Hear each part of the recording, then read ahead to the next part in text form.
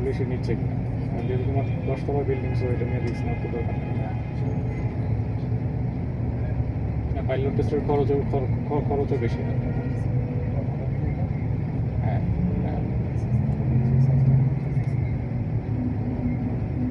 হ্যাঁ হ্যাঁ তুমি আছে ওই যে আমার ফ্রেন্ড আছে, ও অবশ্য বড় কনসালটেন্ট অনেক।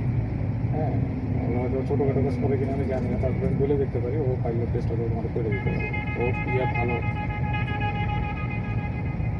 খুব খুব বেশি আসবে না। এটা কত তোমার সব মিলে হয়তো মানে টিয়ার খরচ তো অ্যারাউন্ড হয়তো 40-50 হাজার টাকা আছে, এর বেশি হবে না। তবে ঢাকায় রেট কীরকম আমি আসলে শিওর না, খোঁজ নিতে হবে আর কি।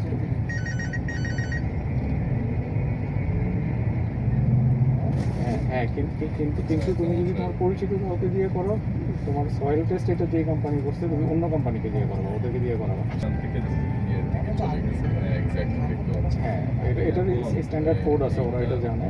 আর হচ্ছে যে তোমার মানে তারপরে এটা যদি ফেল করে যায়, মানে তোমার 500 টন তোমার ডিজাইন, হ্যাঁ 500 টন দেওয়ার আগে যদি ফেল করে যায় তাহলে এটা ধরা পড়বে, দেখা যাবে যে লোড বাড়াচ্ছে না, বাট অটোমেটিক্যালি পাইল নিচে দিকে চলে যাবে, মানে পাইলটটা ফেল করবে, ওই লোড নিতে পারবে না। ওইটা টেস্ট করলে অটোমেটিক বের হয়ে আসবে।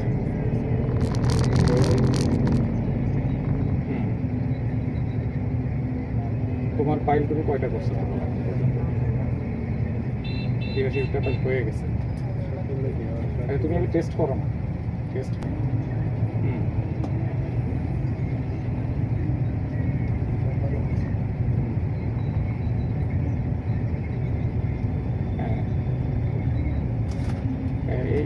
এখানেও সেম অবস্থা। তোমার উপরের দিকে হচ্ছে একটু হার্ড লেয়ার একটা আছে, এই প্রায় 5 থেকে 8 ইঞ্চির মতো, তারপরে আবার সফট নিচে।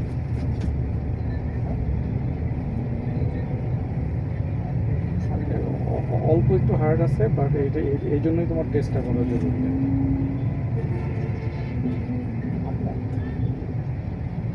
হুম